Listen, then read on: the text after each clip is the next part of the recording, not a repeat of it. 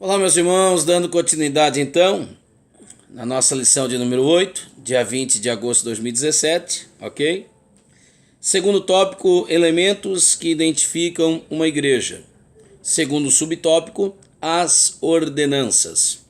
Então está escrito assim pelo comentarista: são duas as ordenanças da igreja dadas por ordem específica do Senhor Jesus. A primeira é batismo em águas. Portanto, ide, ensinai todas as nações. Então quer dizer, a doutrina ela é transcultural, ok? Ela não atrela-se à nação, não modifica-se por conta disso. Costumes são culturais, doutrinas transculturais. Todas as nações, batizando-as nessa fórmula, segundo Jesus, em nome do Pai, do Filho e do Espírito Santo. Não é em nome do Pai, do Filho e do Espírito Santo, é em nome de Jesus. Jesus já está aqui na fórmula, né, da Trindade, ok? A segunda é a Santa Ceia do Senhor. Fazei isso em memória de mim. Lucas 22 e 19.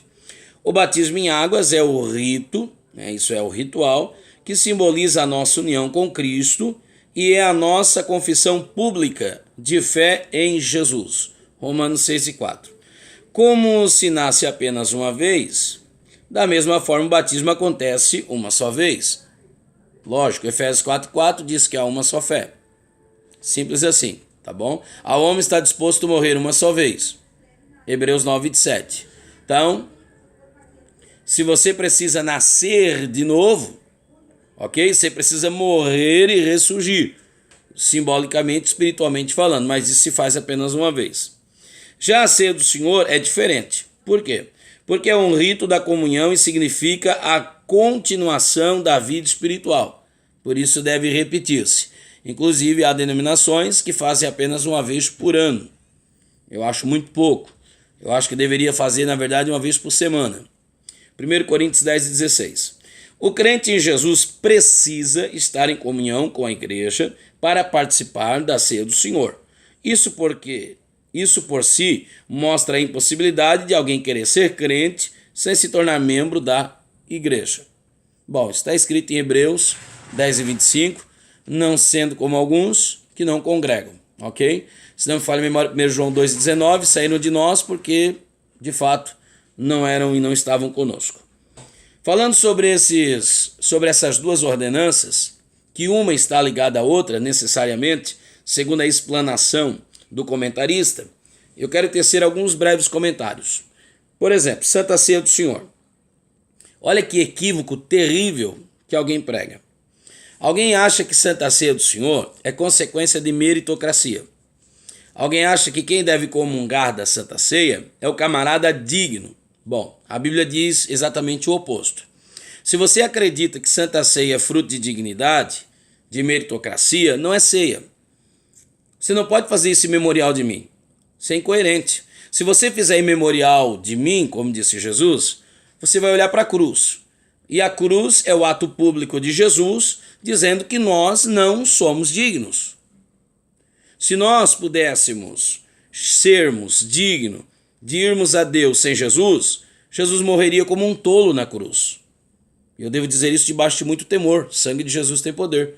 Sendo, segundo Coríntios 5,19, Deus estava em Cristo reconciliando consigo a humanidade. Então não há dignidade.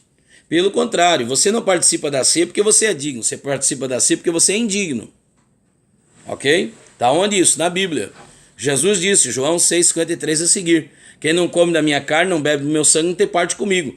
Quer dizer, é através do mérito de Jesus, é através do sacrifício de Jesus substitutivo, é que nós os chegamos a Deus. A partir de Cristo, nós somos simplesmente inimigos da cruz, inimigos de Deus. Foi Jesus quem fez as pazes outra vez.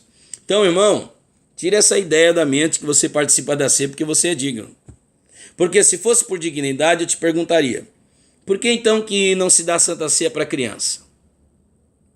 Se é por dignidade, tem alguém mais pura na tua igreja do que uma criança? Por mais que eu ame a Deus, por mais que eu tente viver com Ele, por mais que eu ame a sua palavra, por mais que eu a estude com muita sofreguidão, não existe em mim nem sequer sombra de pureza, como há pureza na minha filha que, espiritualmente falando, é analfabeta. Há um analfabetismo espiritual numa criança de 10 anos. E é lógico, é pertinente, ok? Há um analfabetismo espiritual, ok? Porém, no ato de pureza, não há nem mesmo como comparar. Uma criança de 10 anos é infinitamente vezes mais pura do que o seu pai, por mais que ame a Bíblia, por mais que tente ser fiel. Então, se for por ato de pureza, você deve sim dar às crianças a oportunidade de comungar. Se for por ato de pureza, ninguém há mais puro na sua igreja do que uma criança. E por que é que você não dá ceia para a criança? Você não dá ceia para a criança justamente por isso, gente.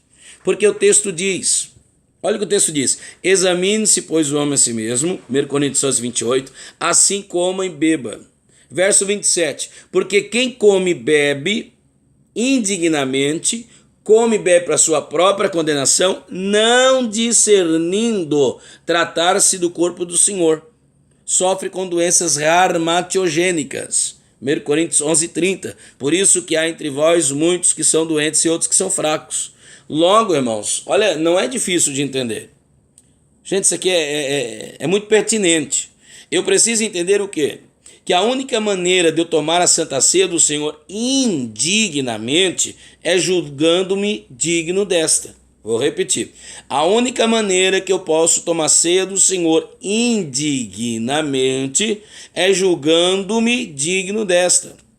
A única maneira que eu posso tomar ceia do Senhor dignamente é julgando-me indigno. Então o exame não veio para que eu me julgue digno. O exame veio para que eu me julgue indigno. E é por eu ser indigno é que eu vou tomar o pão. Não é doutrina da transubstanciação, tá? Como prega a Igreja Católica. Não é que o pão vai se transformar no corpo de Cristo e o suco da uva vai se transformar no sangue de Cristo. Não é isso, é um memorial, é um rito cerimonial. Então, quando eu como deste e bebo deste, sabe o que eu estou dizendo? Senhor, eu não sou digno. Eu não posso chegar-me a Deus sem ti. É por isso que eu preciso da tua carne em mim. É por isso que eu preciso do teu sangue em mim. Eu preciso do teu sacrifício. O que me dignifica, o que dignifica o indigno é o ato da cruz. Isso é Santa Ceia. Aí sim você entende porque é que não deve dar ceia para criança. Por quê, irmão? Pelo mesmo motivo que a criança não pode batizar-se nas águas. Por que é que nós não batizamos criança? Porque batismo está associado à confissão de pecados. Você precisa ter consciência do pecado, abandonar o pecado, odiar o pecado, ok? Aquele que confessa e deixa. Aí você está morto para o pecado. Uma vez morto, não há sentido de estar de pé alguém que está morto. Então você vai enterrar, sepultamento, nas águas batismais. Romanos 6. Uma vez que você sepultou o velho homem, você ressurge, sai das águas uma nova criatura. Agora sim, você pode sim tomar Santa Ceia do Senhor. Por isso que um ato cerimonial está ligado a outro, por conta disso. Por que criança não pode tomar Santa Ceia? Porque criança não pode se batizar nas águas. Por que criança não pode batizar-se nas águas? Porque ela não tem consciência do seu pecado. Ela é um indivíduo até então inconsciente. A sua consciência não atingiu o nível de maturidade. E daí vai abrir alas, abrir questão para um outro questionamento que não é o motivo do meu vídeo, eu não vou delongar-me aqui, debater sobre que idade exata para que a criança desça as águas. Ok? Procure seu pastor, procure seu líder, isso é uma outra história. Tá bom? Então, irmãos, sobre esses dois atos, um está atrelado ao outro. E isso não é coisa de hoje, isso não é coisa de agora, isso não é fruto dessa interpretação que eu estou fazendo, tá bom? Isso é registro bíblico. E eu vou citar alguns textos rapidamente, poderia citar outros.